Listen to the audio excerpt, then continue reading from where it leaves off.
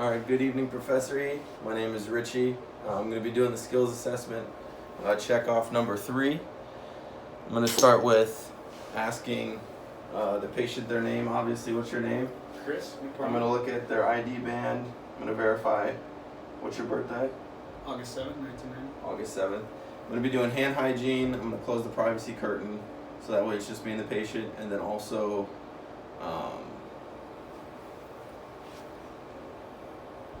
just wearing the mask, obviously for COVID precautions. I'm going to go right into asking the patient if they have any allergies. No allergies. After no allergies, just asking them overall general pain assessment type stuff. If they're having any pain. No pain at all. Okay. After basic notes to those questions, we're going to go into the cardiovascular assessment.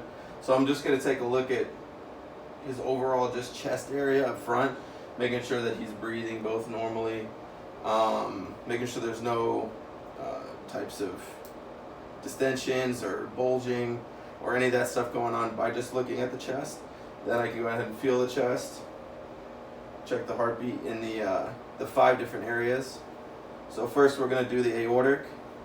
So we go down here to the sternum, come over, then we have the second intercostal space. So I'm going to go ahead and listen to this.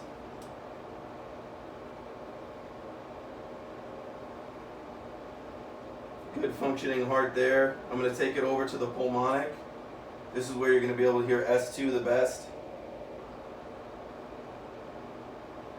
Slide it slightly down to Erb's point. This is a good sound of both S1 and S2. And I'm going to go down to the tricuspid.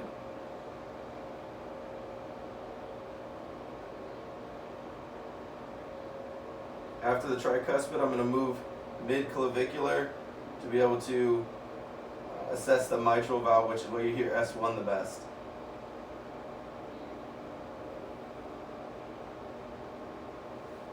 Now what you would normally do is, once again, do all of the same areas where you just did, but you're going to use the bell of the stethoscope this time, and that'll just assess any heart murmurs, abnormal sounds, anything like that. Moving from the cardiovascular assessment to the pulmonary assessment, I'm going to start high, just at the top of the lungs here.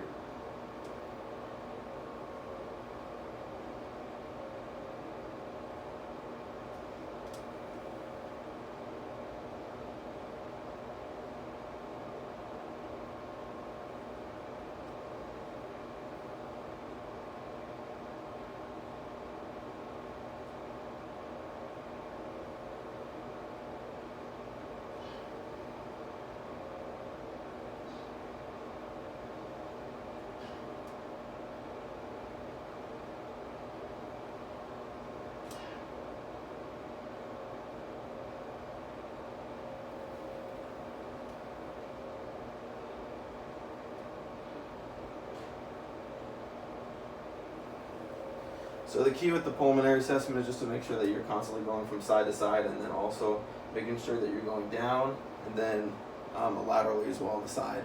I'm going to do the same thing and repeat it on the back of his, basically on their back, doing the same thing starting with the top, going back and forth from side to side, and then also checking back just a little bit more posterior to where it was on the front. So I'm just going to stand up for a second.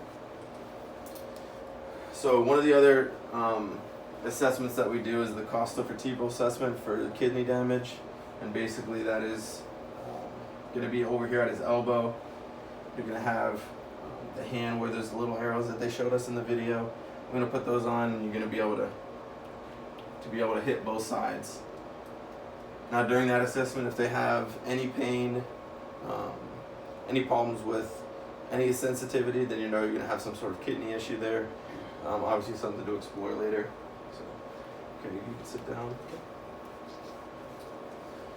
The next thing that I'm going to do is just a quick 3-second capillary refill. Just squeezing the fingers, making sure within 3 seconds we get blood flowing back in. And 3 fingers with that, and then we'll go ahead and let you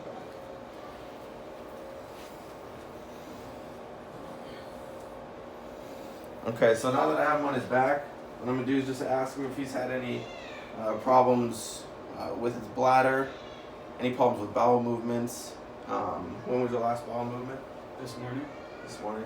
Okay. No issues? 0. Okay. So after just verifying that there's no issues, I'm going to take a look and just assess the stomach. Make sure there's no hernias or any, popping up, bulging, stuff like that. And what I'll do is I'll take a listen in all the 4 quadrants for bowel sounds just to make sure that they're normal, not hypoactive or hyperactive. So I'm just going to take a quick listen right here.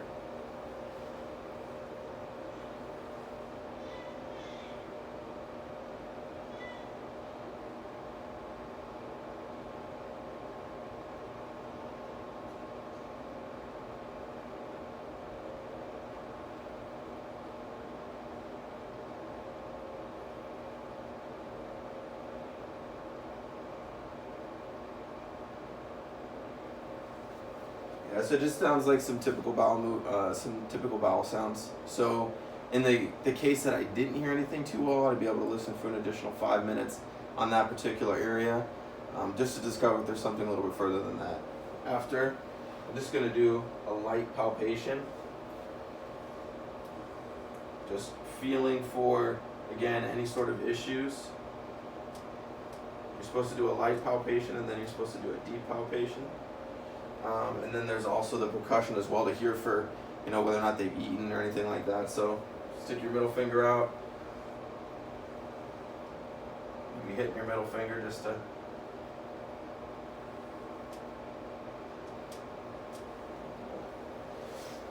Just depending on if they've eaten, you're going to hear a little bit more hollow sound. If you don't really hear much of anything, that means they probably have had some sort of food in their system.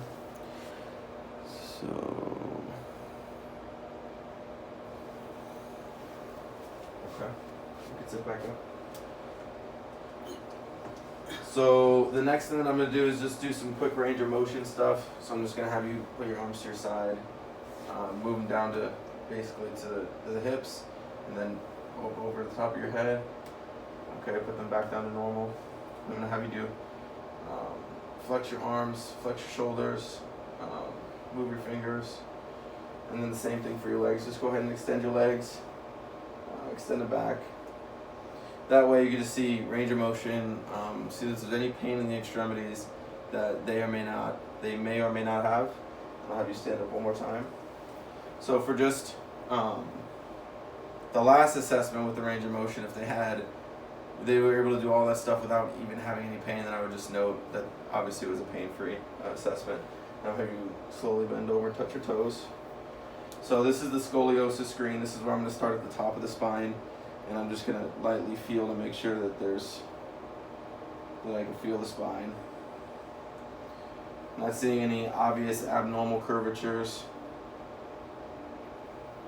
There's no pain or anything with that. Okay. You can sit back down again.